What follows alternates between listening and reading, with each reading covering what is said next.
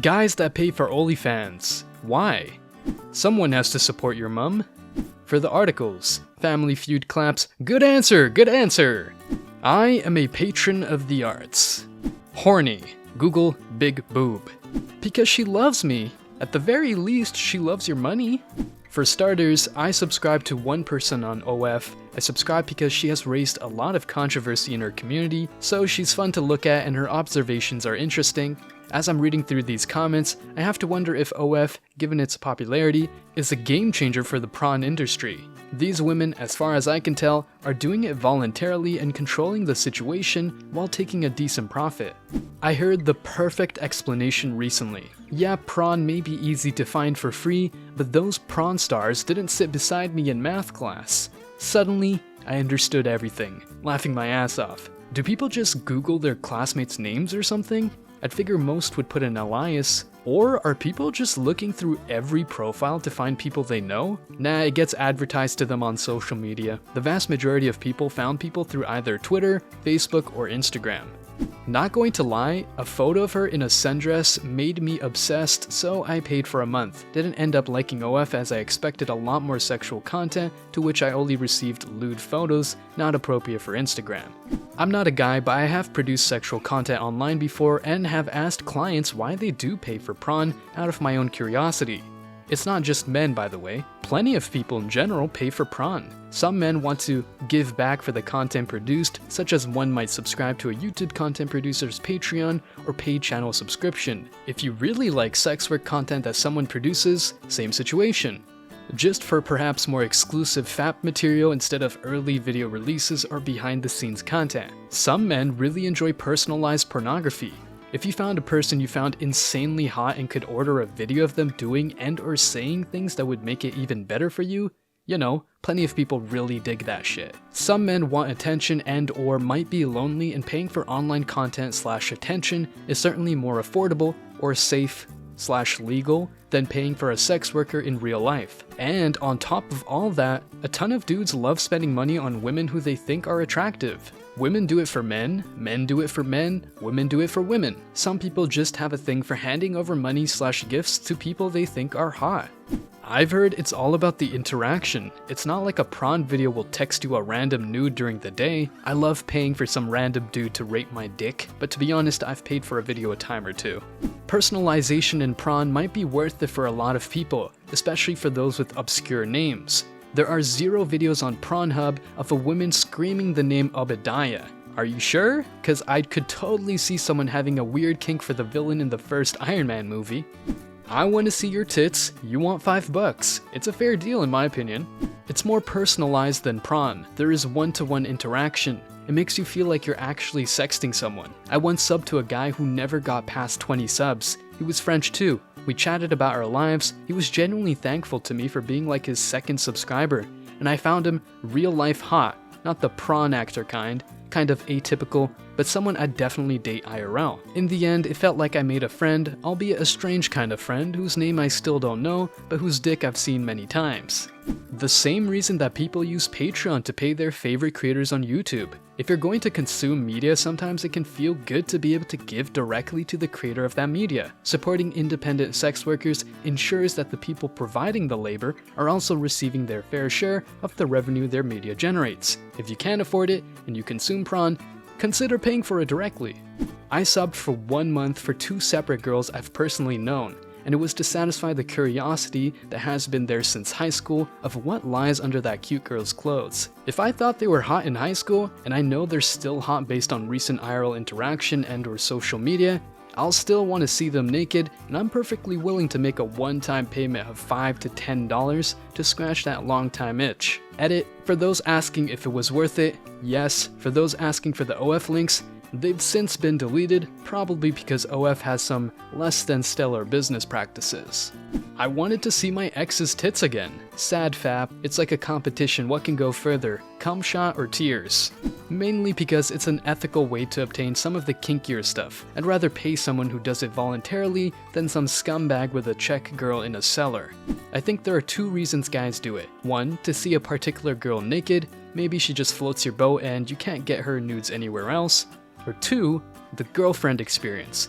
This is a little sadder. They just want connection and to chat with the girl, as well as see her naked. Honestly, if this is what you're after, I don't know why you don't just go see a stripper or prostitute, but hey, it's your decision to spend your money how you want. To my understanding, in OF, people are willingly posting themselves on their own terms and getting paid fairly for it, and not much room for exploitation. Definitely a lot more fair than the prawn industry ever would be. The content I'm looking for wasn't on the free section. Same reason why I pay for Netflix instead of sticking to YouTube. To fund my ex-girlfriend's drug habit, it's my subtle revenge.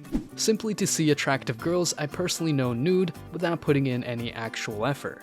It was $2.99 at the time. It was a friend. I honestly already knew what she looked like with no clothes, just wanted to help her out. I don't use OF, but I sub to streamers on Twitch. Both sites are basically the same. You pay to support the people who make the content you want. Except I always thought it makes more sense to pay for OF than Twitch subs, especially when comparing to millionaire Twitch streamers. Why give measly amounts of cash to huge streamers who make millions of sponsorships and merch? Also, why not play games yourself instead of watching them play games? In the end, it's also the same as any service and product. Pay to get what you want, don't pay and they disappear sooner or later. For the same reason it's easier to buy 4 $10 beers at the pub rather than a $40 bottle to drink at home, the entertainment value.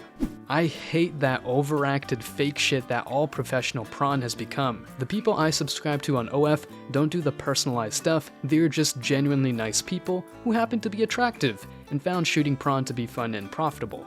It's psychological. A partially clothed hot woman has more power over a man than one that's naked already. There was this girl I had a crush on in high school. I paid $5 and beat off to her tits. After coming, I realized what a waste of money it was, so I unsubscribed. I think there's gonna be a lot of people in this particular boat. Not necessarily high school friend, but some sort of old friend / colleague that you're curious about. I had a friend that paid for a prawn website back in about 2012. I've lost contact with him, so don't know if he still does. His reasoning was, I don't need to look for the prawn and scroll through videos to find the right one. I go onto the website and it has the Latino men I want being effed by the Latino men I want. And well, I can't argue with that. £12 a month for a subscription so your wanks are all golden and you don't really feel dirty afterwards is probs not a bad thing.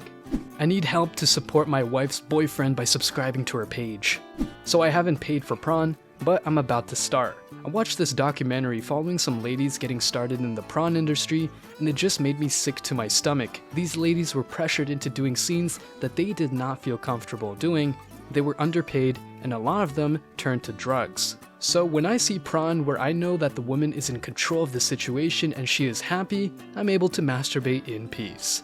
Not a dude, just a dyke, but basically all that prawn floating around the internet only exists because someone paid for it at some point. I figure if I benefit from the existence of prawn, I can help further it too, long as it ain't too expensive. I'm a bisexual woman, but I subscribe to amateur video makers who are into my somewhat hard to find kinks. I'm also just bad at finding prawn, lol. So I go on subreddits of my kinks, and I find OFs to subscribe to. I'm a girl, but I can tell you why since some of these comments are trolling. You don't just get nudes or whatever, although that is part of it for most OFs. You get to have access to the person. A lot of times you can have personal messages back and forth with the person. Some even do video calls and stuff. Imagine it as a more personal cam girl. It's the personalized attention that's the most attractive. She's hot and I want to see her tits. Research has turned up unfruitful and what the hell, it's just a few bucks. I see what I need to and then unsubscribe with a slight feeling of being ripped off, but again, what the hell, it's just a few dollars. Because sometimes you see a girl and you think, yeah, she's really hot and I'd enjoy seeing her naked, and then you find out you can. So you pay to support her and her content while getting to see the goods. I see it as no different than supporting streamers, musicians, artists, whatever. You support their content and get something out of it. It has become increasingly difficult for sex workers to safely and legally work unless they are connected to a studio, pimp, or group, all of which means the worker is not getting the better part of what they should be paid for their work. That means to make money, they are forced to take risks or tolerate abuse. I don't want my desire to save a few bucks making the world worse, so I pay them directly the same reason I tip service staff and buy artwork. I don't, but I have a pretty good idea why they do. Some guys would rather enjoy one girl's content rather than numerous content from numerous girls. Maybe they feel like that girl is their type, or she's simply someone they knew IRL. Honestly, just wanted to try something new, cause Pornhub gets boring and we were in complete lockdown, so nothing else to do but visit Professor Han's Jerkoff.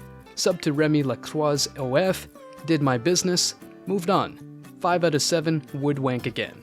Thanks for watching, subscribe.